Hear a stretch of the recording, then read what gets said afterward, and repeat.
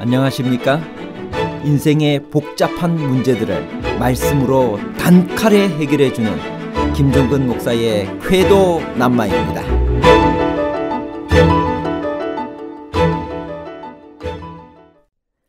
히브리서 3장에서 그리스도가 모세보다 월등하게 뛰어난 이유는 사환으로 일했기 때문인가요? 아니면 아들로서 일했기 때문인가요?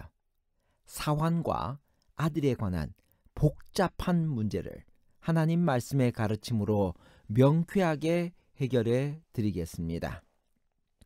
히브리서 3장은 그러므로라는 접속사로 시작합니다.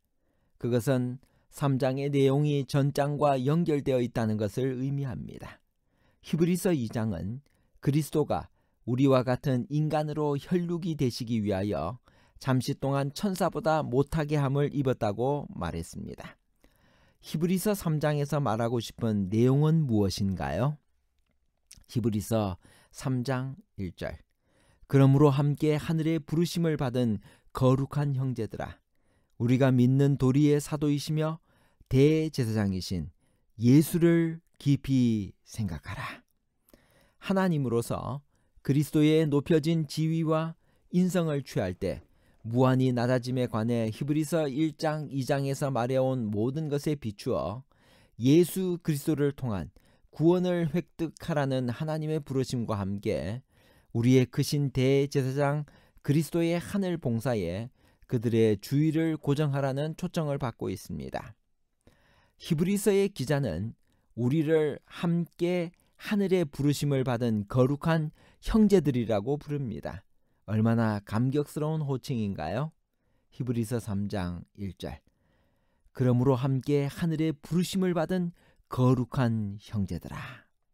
하늘이라는 용어는 하나님을 의미하기도 하고 하나님의 보좌가 있는 하늘 전체를 말하기도 하며 본서의 기자가 즐겨 사용하는 표현입니다.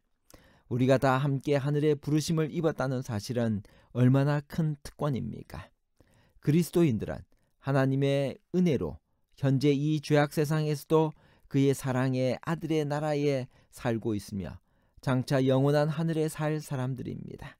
그것은 우리를 무한히 기쁘게 합니다. 거룩한 형제들이란 말은 신약 성경 중 여기만 나오는 표현으로 인상적인 말입니다.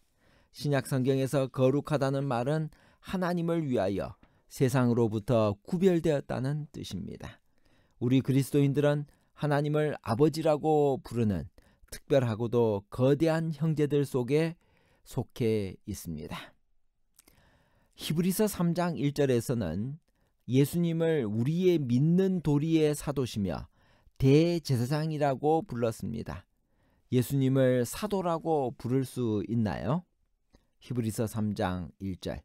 우리의 믿는 도리의 사도이시며 대제사장이신 예수를 깊이 생각하라.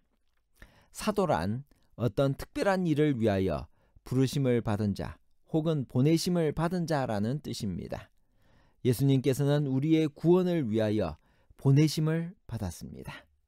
요한도 예수님을 하나님이 보내신 자라고 표현한 일이 있습니다. 그런 의미에서 사도라고 부른 것입니다. 예수님의 대제사장 직분에 대해서 우리는 히브리서 2장 17절에서 연구를 했습니다. 대제사장이신 예수를 깊이 생각하라고 했습니다. 우리에게 주는 교훈은 무엇일까요?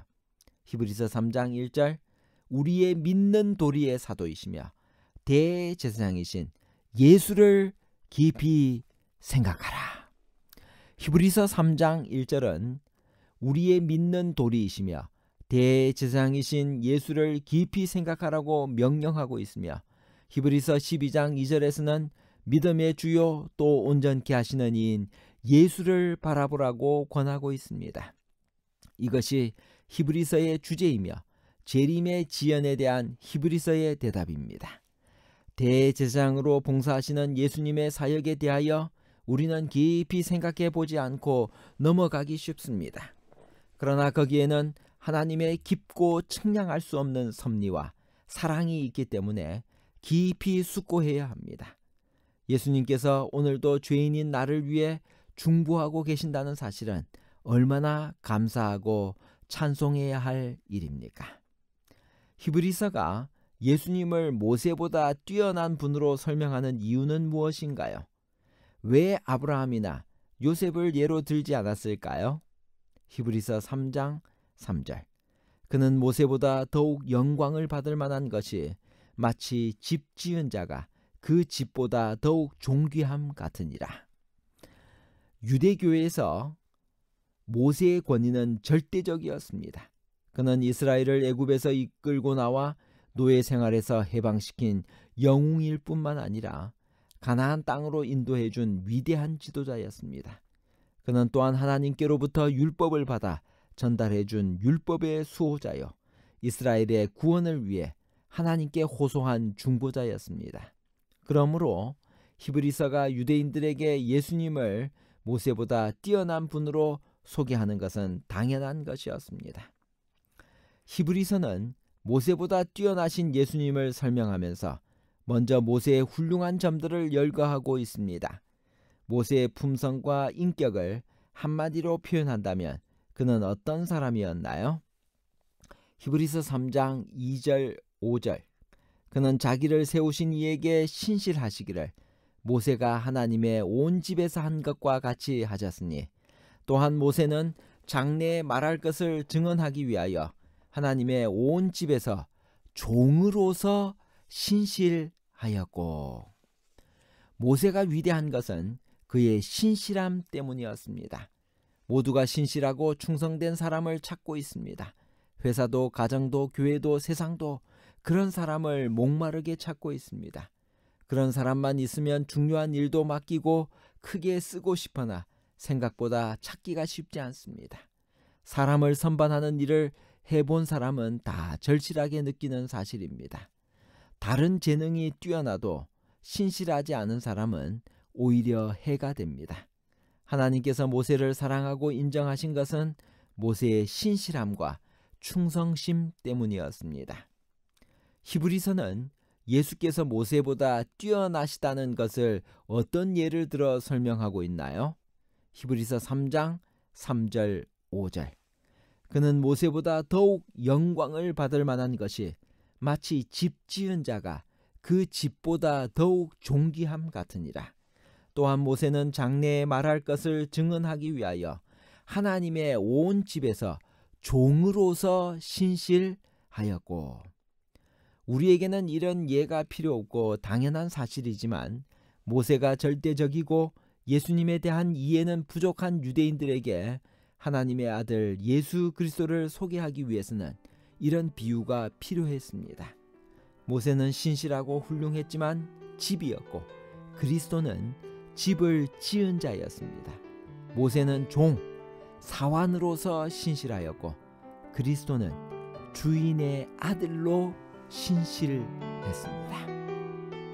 모세가 하나님의 온 집에서 신실하였다고 하였는데 하나님의 온 집이란 무엇을 말하나요? 히브리서 3장 2절. 그는 자기를 세우신 이에게 신실하시기를 모세가 하나님의 온 집에서 한 것과 같이 하셨으니. 하늘이나 교회 같은 장소를 말하는 것이 아닙니다. 하나님의 권속을 말하는 것입니다. 하나님을 믿고 자녀가 된 모든 성도의 집합체를 말합니다. 우리가 소망의 확신과 자랑을 끝까지 굳게 잡고 있으면 우리는 그의 집인 것입니다.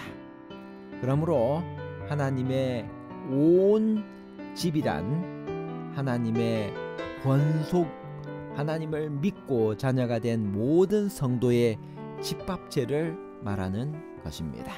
결론입니다. 첫 번째, 히브리서 3장에서 그리스도가 모세보다 월등하게 뛰어난 이유는 사환으로 일했기 때문이 아니라 아들로서 일했기 때문입니다. 둘째, 예수님을 우리가 믿는 도리의 사도시며 대제사장이라고 불렀습니다. 예수님께서는 우리의 구원을 위하여 보내심을 받았습니다. 요한도 예수님을 하나님이 보내신 자라고 표현한 일이 있었습니다. 셋째, 안식에 들어가려면 살아계신 하나님께로부터 떨어져 나가지 말고 마음을 완고하게 하지 말고 믿음을 가져야만 합니다. 히브리서 3장 4절 집마다 지은 이가 있으니 만물을 지으신 이는 하나님이시라. 감사합니다.